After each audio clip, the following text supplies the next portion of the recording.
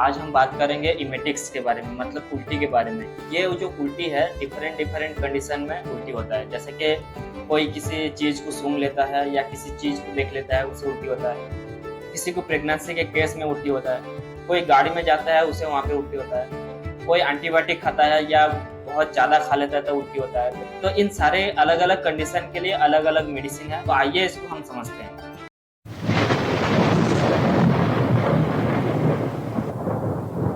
तो सबसे पहले समझते हैं गाड़ी में जाने से उल्टी क्यों होता है, जो कि मुझे भी होता है। जो गाड़ी में जाते हैं जो उल्टी होता है उसे मोशन सिकनेस कहते हैं। ये क्यों होता है? जब हम गाड़ी में जाते हैं, हमारे कान में जो लिक्विड है उसका मूवमेंट होता है। उसके मूवमेंट होने की वजह से हिस्टामिन रिलीज होता है और एसिटिलकोलिन रिलीज होता है।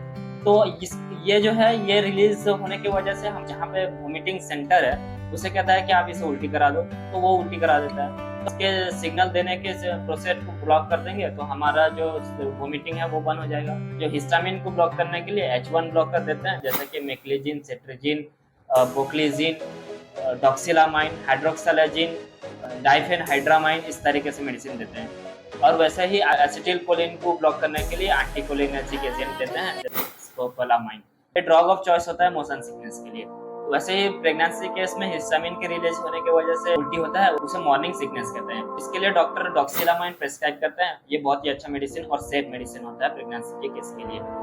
और अलग कंडीशन है, जैसे कि हम बहुत ज्यादा खा लेते हैं या किसी एंटीबायोटिक का ले लेते हैं या इरिटेट खाना खा लेते हैं, स्टोमक से सेरोटोनिन रिलीज होता है। ये सेरोटोनिन हमारे वोमिटिंग सेंटर को कहता है कि इसे उल्टी करा दो, तो ये उल्टी करा देता है। तो उसे उसके सिग्नल को ब्लॉक करने के लिए हम सेरोटोनिन ब्लॉक कर देते हैं। जो सेरोटोनिन के कई प्रकार हैं, जिसमें सबसे जो उल्टी के लिए कारण है वो 5-HT3 टाइप का सेरोटोनिन है। तो उस 5-HT3 को ब्लॉक कर देते हैं तो उल्टी रुक जाता है। तो इसके लिए जो इसको ब्लॉक करने के लिए सबसे अच्छा मेडिसिन जो है वो ओंडानसेट्रोन। और भी मेडिसिन डोलीसेट्रॉन, ग्रानीसेट्रॉन, सबसे जो कॉमन यूज करते हैं वो ओंडानसेट्रोन है। हमारे ब्रेन में रहता है क्रेमो रिसेप्टर ट्रिगर जोन, वहाँ पे डिफरेंट टाइप के रिसेप्टर रहते हैं।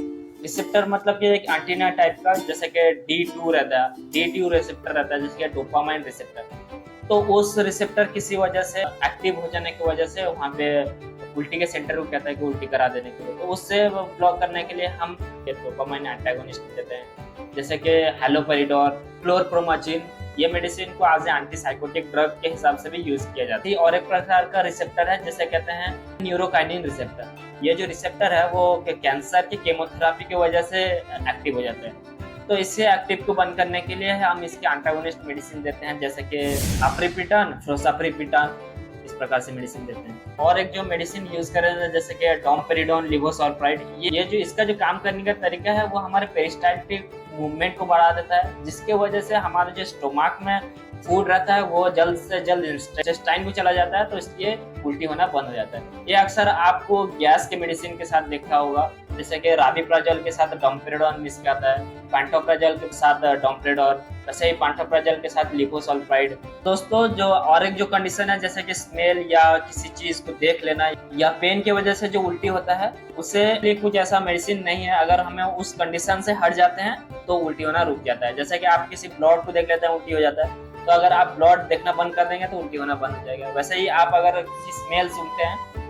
तो अगर वो स्मेल से हट जाते हैं तो उल्टी होना बंद हो जाता है। तो ये थी उल्टी के बारे में, किस कंडीशन में किस प्रकार की मेडिसिन दिया जाता है।